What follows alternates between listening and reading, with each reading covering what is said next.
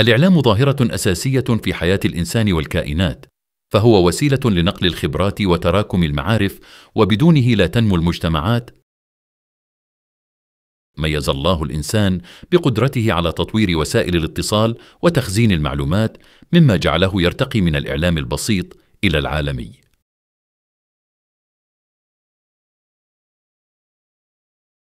وقد أثبتت الدراسات أن الإعلام حاجة ضرورية لتطور الفكر والنفس والجسم، إذ يشمل كل أسلوب يحقق تواصلا وتفاعلا بين الناس.